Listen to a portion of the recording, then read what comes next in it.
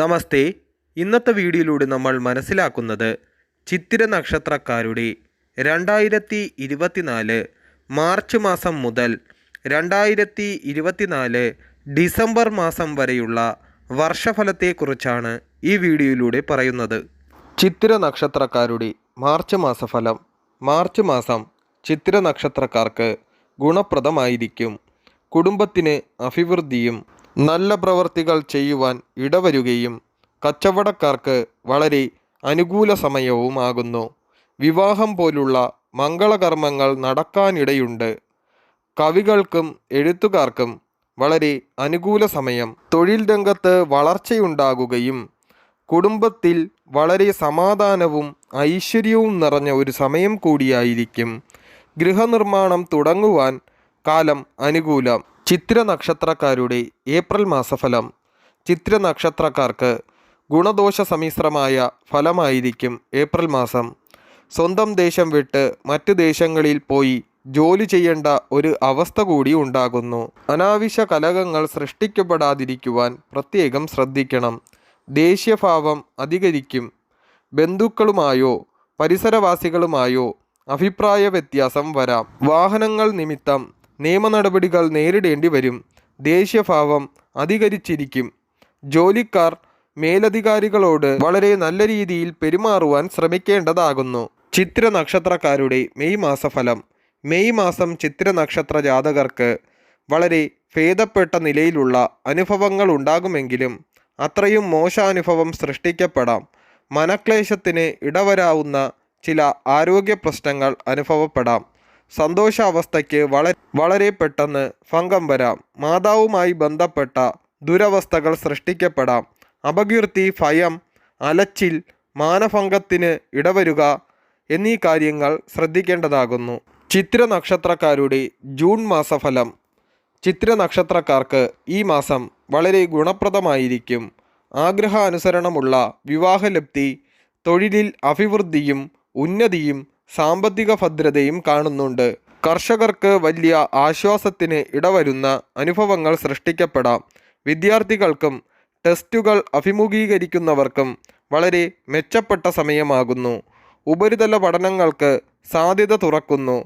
വിദേശയാത്രകൾ സാധൂകരിക്കപ്പെടാം. ചിത്തിര നക്ഷത്രക്കാരുടെ ജൂലൈ മാസഫലം. വളരെ ശ്രദ്ധിക്കുക. നഷ്ടാനുഭവങ്ങളുടെ കാലം. തൊഴിൽ രംഗത്ത് അഭിവൃദ്ധി ഉണ്ടാകുമെങ്കിലും ഇത് അനുഭവത്തിൽ വരുത്തുവാനും പ്രയോജനപ്രദമാക്കുവാനും അത്ര എളുപ്പമില്ല. സ്വന്തം വാഹനം ഉപയോഗിക്കുന്ന വ്യക്തികൾ വളരെ ശ്രദ്ധിച്ച് നീങ്ങണം. അതുപോലെ വിഷവസ്തുക്കൾ കൈകാര്യം ചെയ്യുന്നവരും ശ്രദ്ധിക്കുക. ജലാശ്രയ ജോലികൾ ചെയ്യുന്നവർ ജലത്തിൽ നിന്നും അപകടങ്ങൾ ഉണ്ടാകാതെ വളരെ ശ്രദ്ധിക്കേണ്ടതാകുന്നു. ചിത്തിര നക്ഷത്രക്കാരുടെ ഓഗസ്റ്റ് മാസഫലം. ഓഗസ്റ്റ് മാസം ഗുണാനുഭവങ്ങൾ അധികരിച്ചിരിക്കും. വിദ്യാർത്ഥികൾക്കും ഉദ്യോഗാർത്ഥികൾക്കും വളരെ മെച്ചപ്പെട്ട അനുഭവങ്ങൾ ഉണ്ടാകും. വിദേശ പഠനത്തിനോ ജോലിക്കോ ഉള്ള അവസരങ്ങൾ തെളിഞ്ഞു വരും. സാഹിത്യകാരന്മാർക്ക് വളരെ ഗുണപ്രദമായ സമയം. പുതിയ അവസരങ്ങൾ സൃഷ്ടിക്കപ്പെടാം. ചിത്തിര നക്ഷത്രക്കാരുടെ സെപ്റ്റംബർ മാസഫലം. സെപ്റ്റംബർ മാസം ചിത്തിര നക്ഷത്ര ജാതകർക്ക് വളരെ ഗുണപ്രദമായിരിക്കും. ആരോഗ്യപരമായും തൊഴിൽ രംഗത്തും പ്രതീക്ഷയ്ക്കൊത്ത് വളർച്ച നേടുവാൻ സാധിക്കും.